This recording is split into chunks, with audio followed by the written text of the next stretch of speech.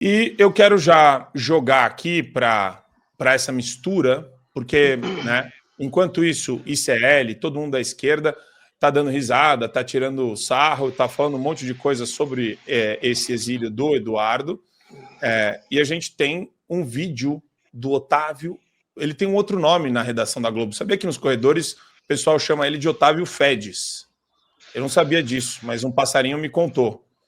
E tem um trecho dele falando sobre o Eduardo. O Eduardo Bolsonaro diz que está fugindo de uma ditadura e da tirania. Mas isso ocorre 2 dias depois do seu pai liderar uma manifestação política dentro do seu próprio país. Quer dizer, que tirania é essa que o pai vai para as ruas, junta ali dezenas, 17 mil, segundo a USP, mas junta 18 mil, junta seus partidários ali, faz uma manifestação política, ataca decisões que ele considera injustas do judiciário, ou seja, exerce a liberdade de expressão, inclusive seus direitos políticos, normalmente vai para casa. Que ditadura e tirania é essa?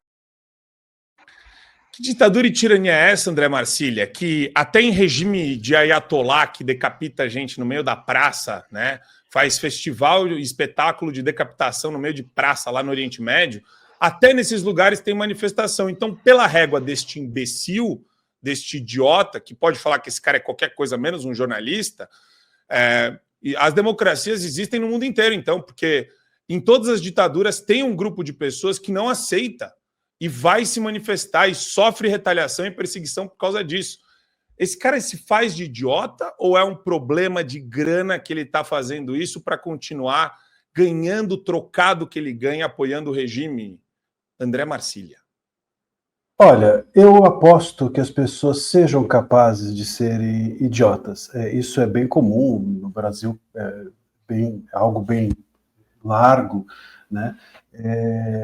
Mas a gente sempre tenta pressupor. Meu pai sempre fala uma coisa que eu acho boa. Ele fala assim: a gente sempre tenta encontrar alguma inteligência por trás de uma tolice, em homenagem ao ser humano, né? Porque é isso, a gente fala, pô, deve ter uma estratégia, não é possível a pessoa ser burra. E às vezes não, às vezes é só burra mesmo, às vezes é só uma grande tolice o que está ali em jogo. O que a gente precisa entender, ou que as pessoas críticas precisam entender ao que está acontecendo com o Eduardo Bolsonaro, é que, assim, em primeiro lugar, ele fugiu, ou ele se autoexilou. Como é isso? Isso não pode ser considerado um exílio. Bom, o Chico Buarque, ninguém mandou ele embora do país. Ele também foi embora porque quis. Né? Porque a situação estava de tal maneira que ele sentiu que ele não conseguia mais fazer shows, ele não conseguia mais escrever, e etc. E ele saiu. Então ele fugiu do país. Né? Se você olhar o Caetano Veloso também se autoexilou. Ninguém pegou ele à força e botou num avião, mas falaram: olha, não está dando para ficar aqui. Ele foi embora. As pessoas se autoexilaram. Então essas pessoas que hoje a esquerda enxerga como ídolos, eles são fujões. Eles foram fujões da ditadura, não tinha ditadura porque eles fugiram ao invés de serem mandados embora. E outra, mas a gente tem aqui algum tipo de abertura institucional porque há manifestações, as pessoas podem dizer ou criticar os outros na imprensa. Eu sempre digo, uma ditadura, uma censura, um sistema autoritário, ele não se mostra pelo que você pode dizer, ele se mostra pelo que você não pode dizer. Será que a gente aqui se sente confortável de falar tudo o que a gente quer? Será que a gente aqui se sente confortável de falar de todas as pessoas que a gente quer? Será que a gente aqui se sente confortável de adjetivar os ministros do STF como a gente adjetiva os governantes desse país com a mesma acidez, com a mesma volúpia, com a mesma intensidade e dormir tranquilo? Você consegue achar que está tudo certo, que você vai seguir advogando numa boa, que as entidades de classe vão seguir sendo acolhidas? Isso não acontece. E mais, se você olhar para a ditadura militar, por exemplo, você também tinha ali algum tipo de abertura institucional. Afinal de contas, eu mencionei, o Caetano Veloso gravou discos durante a ditadura, o Chico Buarque gravou discos durante a ditadura, mas teve que trocar só aquela palavra. A gente também tem que trocar uma ou outra palavra. A gente também tem que evitar uma ou outra frase. Por exemplo, o Rubens Paiva, ele, antes de acontecer o que aconteceu com ele, que a gente vê no filme Ainda Estou Aqui, ele foi cassado e foi liberado. Ele não foi torturado, ele foi primeiro cassado, né? Então ele foi cassado E, aliás, ele foi cassado justamente porque as ideias dele não eram favoráveis ao regime. Como agora acredita-se que as ideias do Eduardo Bolsonaro também não são favoráveis ao regime. São ultrajantes, são sentidas como ultrajantes ao regime. E a mesma esquerda que rejeita a cassação do Rubens Paiva lá atrás, agora aplaude uma possível cassação ou retenção de passaporte do Eduardo Bolsonaro aqui. Quer dizer, se a gente for comparar as duas coisas, toda ditadura tem algum tipo de abertura institucional, toda ditadura tem algum tipo de manifestação. A questão é, a sua manifestação é plena? Ela é garantida? Você acredita que constitucionalmente você esteja protegido? Se você acreditar que não, esse é o problema. O problema é que não existe uma plaquinha que você colocou agora, a partir de agora é ditadura no país. Não existe isso, é uma burrice tamanha acreditar nisso.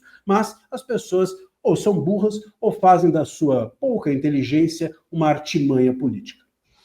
E a ignorância é capaz de gerar um mal tão catastrófico quanto o mal intencionado, né? Então tem isso também.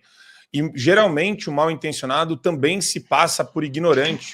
Para ele é conveniente as pessoas acharem que ele é meio burro, ao invés de olhar a essência do caráter desse cara e falar, não, esse cara é realmente um puta vilão. E a imprensa virou uma vilã. Olha isso, né? Isso que o professor André falou agora no final. Coincidências da vida, né? A PGR, alguns minutos depois, negou a apreensão, né? Opinou por não apreender o passaporte do Eduardo Bolsonaro, bem no dia que ele decidiu ficar nos Estados Unidos. E olha que engraçado, olha que divertido. Eu acho que é sim um lugar para você dar risada quando você traz essa notícia, Gustavo, que nem essa senhora da Goebbels News aí. Vamos colocar para vocês. É como se o PGR estivesse dizendo, não, porque aqui a gente não vê elementos para nem abrir investigação contra você. Isso. Então, o que ele diz aqui que é importante no parecer o Procurador-Geral da República? Os relatos dos noticiantes, né, que são os parlamentares que entram com a queixa-crime, a notícia-crime, que é o nome técnico, não contém elementos informativos mínimos que indiquem suficientemente a realidade do ilícito penal, justificadora da deflagração da pretendida investigação. Qual que é a graça? Que eu não sei se eu peguei a graça. É um risinho de nervoso, ela não sabe para onde ir. Qual que é? Eu não entendi, Gustavo. Você consegue me ajudar? Quem tinha uma frase muito boa sobre isso era o professor Olavo de Carvalho, né, em relação à risadinha, né? Que tipo de gente que usa a risadinha como argumento? Mas ela entrega tudo, né?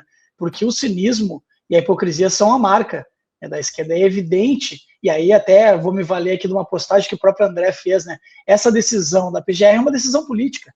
Seja qual for o resultado que tivesse, ela é uma decisão política. É óbvio, isso já estava planejado. Estava sendo preparada uma armadilha para o Eduardo, ele não caiu, então, veja bem, olha esse cara aqui, por que ele fugiu? Não tinha nada a ver, a gente nem tinha nada contra ele. É óbvio que isso é de um cinismo absoluto. Então, assim, é preciso criar essas narrativas para dizer, cara, vocês estão falando em ditadura da onde? A gente nem... Até aqui o passaporte, pode ficar tranquilo, pode voltar, ninguém vai fazer nada contigo. Só que, assim, dá para levar em consideração algum tipo de decisão da PGR, ou algum tipo de ação da PGR, se várias vezes ela já atuou e o Alexandre decidiu no total oposto, por exemplo, em relação ao Felipe Martins, a PGR já havia dito que não havia elementos para mantê-lo preso.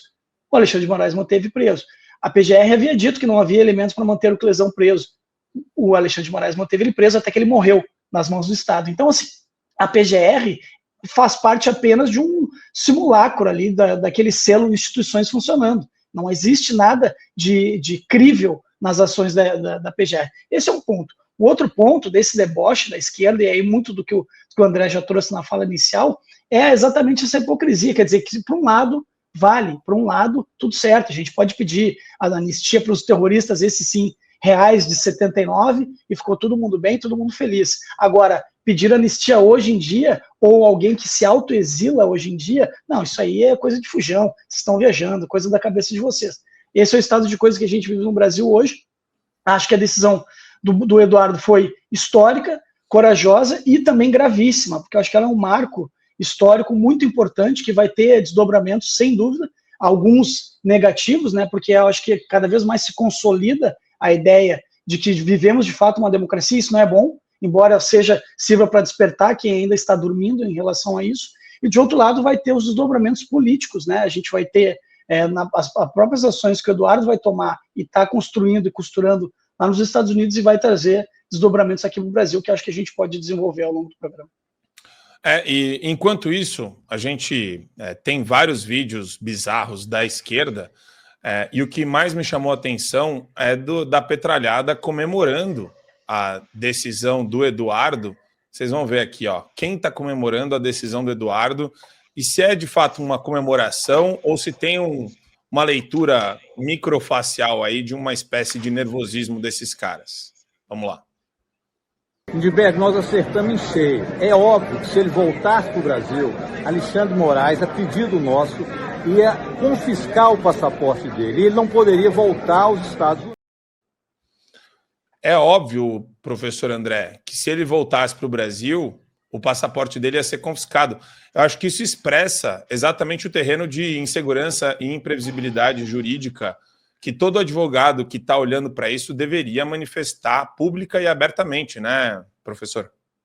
Pois é óbvio por quê, né? Aí eu acho que cabe a pergunta, porque para mim nada é óbvio nesse país. E olha que eu tenho 25 anos de experiência jurídica, então eu queria saber por que para esses dois senhores é óbvio.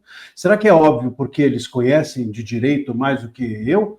Não, talvez seja. Então, enfim, eu proponho até que façamos um debate, pode ser interessante, quem sabe eu não aprenda sobre direito, enfim. Né? Agora, se é óbvio do ponto de vista da política, aí precisa saber qual é o tipo de tabelinha que esses senhores estão fazendo com o judiciário. Porque, por que é óbvio? Como é que é óbvio? É óbvio por quê? Quem disse que isso iria acontecer? Quem falou isso para eles? É perigoso a gente entrar nesse terreno sem uma resposta adequada. Né? Eu como mencionado antes, fiz uma postagem, eu queria até trazer isso aqui, porque essa decisão sobre o Bolsonaro, ela é política de tudo quanto é jeito que vocês... Olha, na minha postagem eu até mencionei, se a PGR arquivou, por quê?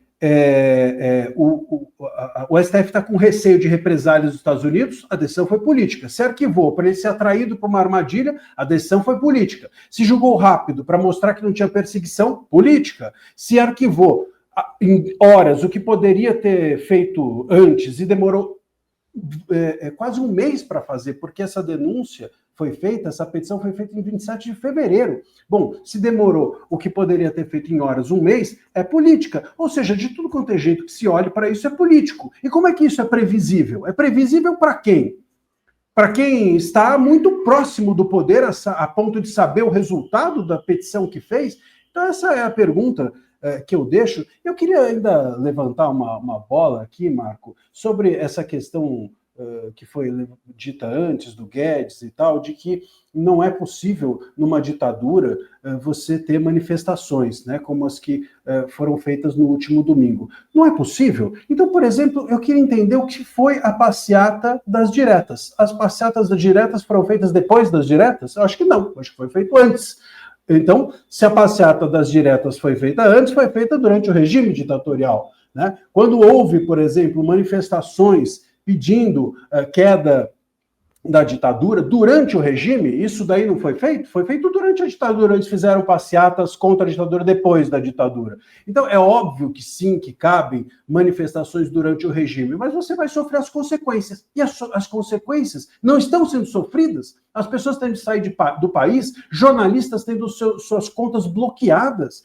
Veja, tem jornalista, Marco, que você sabe muito bem, que estão sem poder mexer no seu investimento. O investimento do jornalista está bloqueado. O cara perdendo dinheiro porque não pode trocar de um investimento para o outro quando vence. Quando vence ali a data do investimento. A troco de quê? O que o jornalista vai atacar o país como? A gente tem aqui notícias de que o STF está influenciando governadores. Pô, saiu no Globo. O Lauro Jardim deu essa notícia. Não saiu numa revista de direita. De que o STF estaria influenciando governadores a saírem como senadores para que o Bolsonaro não tenha maioria no Senado ano que vem. Isso é o quê?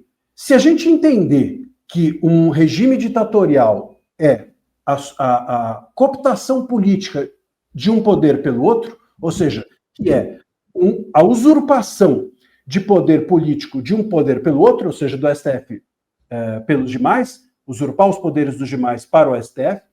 Se a gente não entender que isso é uma ditadura, a gente vai entender que ditadura é o quê? Ditadura é isso. É você dizer assim, olha, agora vocês estão aí formalmente, mas quem está com a bola sou eu. Eu é que apito o jogo sozinho. E é isso que nós temos hoje dentro do país. Todo mundo está vendo. O legislativo submetido e o executivo batendo palma como primeira-dama. A primeira-dama do STF hoje é o executivo.